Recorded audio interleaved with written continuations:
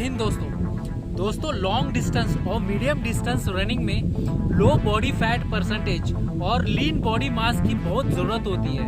बहुत सारे स्टडीज में ये देखा गया है कि जो इलाइट मेल रनर्स होते हैं उनका जो बॉडी फैट परसेंटेज होता है वो 8 से 12% के आसपास होता है, और जो फीमेल इलाइट रनर्स है उनका जो बॉडी फैट परसेंटेज होता है 12 से 15% के आसपास ही बॉडी फैट परसेंटेज होता है। तो रनिंग में लीन बॉडी और लो बॉडी फैट परसेंटेज की क्यों जरूरत है? सबसे मेन रीजन है कि हर स्टेप के साथ, हर स्ट्राइड के साथ हमको जो है ग्रेविटी के अगेंस्ट में फोर्स प्रोड्यूस करना पड़ता है। तो अगर ज्यादा बॉडी वेट है, ज्यादा मास है, ज्यादा फैट है, तो जो है हमको ज्यादा एनर्जी लगानी पड़ती है। बहुत सारे स्टडीज में देखा गया है कि हर 5 किलो अगर एक्स्ट्रा वेट है तो उसको 10% के आसपास ज्यादा एफर्ट लगाना पड़ता है। दूसरा मेन रीजन ये है, जरूरत से ज्यादा फैट हमारे बॉडी में है वो रनिंग में कोई कंट्रीब्यूशन करता नहीं है। रनिंग में जो है अगर ज्यादा फैट है तो हमारा जो थर्मो रेगुलेटरी सिस्टम है, हीट डिसिपेशन सिस्टम है, मतलब रनिंग करते वक्त हमारे शरीर में गर्मी पैदा होती है, उसको ठंडा करने के लिए जो थर्मो रेगुलेटरी सिस्टम है वो सिस्टम को थोड़ा सा बाधा डाल देता है उसमें, और आप फास्ट भी ज़्यादा लॉन्ग डिस्टेंस रनिंग में फास्ट भी नहीं दौड़ पाएंगे अगर आपका फैट परसेंटेज ज़्यादा है और बॉडी वेट ज़्यादा है। तो तीसरा बात आते हैं हम लोग मसल्स पे। तो रनिंग में भी ज़्यादा मसल्स की हमें ज़रूरत नहीं है, बिल्कुल लीन मसल्स की ज़रूरत होती है, क्योंकि मसल्स जो है मसल्स फैट से भी ज़्यादा डेंस होते हैं, ज़्यादा जाड़े होते हैं मसल्स। तो हमें बॉडी बिल्डर जैसा, स्प्रिंटर जैसा भी मसल्स नहीं चाहिए रनिंग में, क्योंकि उससे भी क्या है, ज़्यादा मसल्स है तो ज़्यादा एनर्जी लगानी पड़ेगी।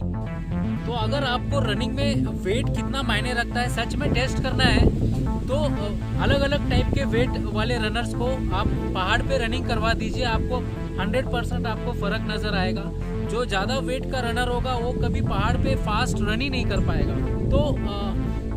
तो ऑप्टिमम वेट कैसे रखना है इसके बारे में मेरे से अच्छा आपको कोई नहीं बता सकता, क्योंकि जो है मैंने जब रनिंग स्टार्ट किया था तो मेरा जो बॉडी वेट था वो 71-72 केजी के आसपास था। एक बॉडी बिल्डर टाइप जैसी फिजिक थी, क्योंकि मैं थोड़ा फिटनेस बहुत करता था उस टाइम 2017 में, और एक साल में मैंने आसपास 10 किलो का वजन कम किया, और मेरा जो मैराथन टाइम जब मेरा 72 केजीज वेट था तो 3 घंटा 3.5 घंटे का टाइम था 72 केजीज वेट के साथ, और वेट कम करते ही अराउंड 10 केजी कम करते ही मेरा मैराथन टाइमिंग आ गया 2 घंटा 46 मिनट्स, ठीक है, और मेरा 10 किलोमीटर टाइमिंग वेट के साथ अराउंड 45 मिनट्स 42 मिनट्स था, और वेट कम करते ही एक साल के अंदर बिना किसी स्पीड वर्कआउट किए 35 मिनट आ गया, और स्पीड वर्कआउट करने के बाद कम वेट के साथ 58 केजी वेट के साथ मेरा 33 के आसपास टाइमिंग पहुंच गया था 10 किलोमीटर का।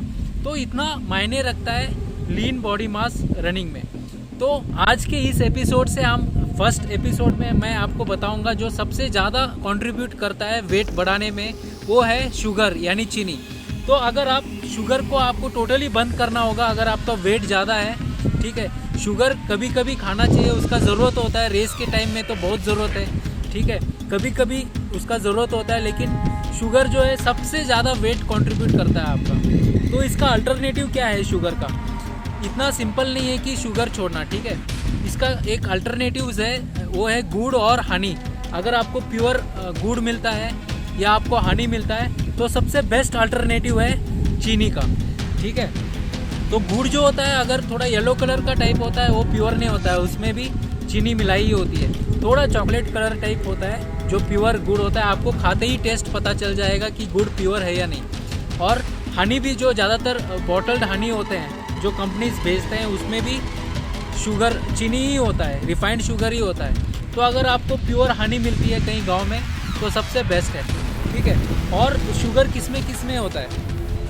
आजकल ज़्यादातर जो पैकेज्ड प्रोडक्ट्स है, ठीक है, जैसे बिस्किट्स हो गया, ब्रेड हो गया, फ्रूट जूस हो गया, बॉटल जूस हो गया, इन सब में शुगर होता है। आप कोई भी पैकेट, अभी अगर आप एक बिस्किट पैकेट देख लीजिए उसमें बहुत सारे इंग्रेडिएंट्स होते हैं, fructose, maltose, dextrose, corn syrup, ये सब और कुछ नहीं बल्कि चीनी ही है, शुगर ही है ये भी, ठीक है। तो इन सब चीज़ों को आपको बंद करना होगा, और नेचुरल शुगर्स होते हैं जैसे गुड़ हो गया, नेचुरल हनी, नेचुरल गुड़ हो गया, इनको खाना होगा, ठीक है। एक और चीज़ है जिनको मतलब स्वीट टूथ का प्रॉब्लम है, मतलब जिनको बहुत मीठा खाने का आदत है, वो लोग जैसे फ्रूट्स ज़्यादा खाएं, ठीक है। सबसे बेस्ट है अगर आप डेट्स शुरू करते हैं, ठीक है, या फिर ड्राइड डेट्स जो होते हैं, जैसे खजूर बोलते हैं जिसको, या छुआरे बोलते हैं, जो ड्राइड वाला खजूर होता है उसको छुआरे बोलते हैं, वो खाना शुरू करना होगा। उससे खजूर से जो है डेट से बहुत एनर्जी भी आती है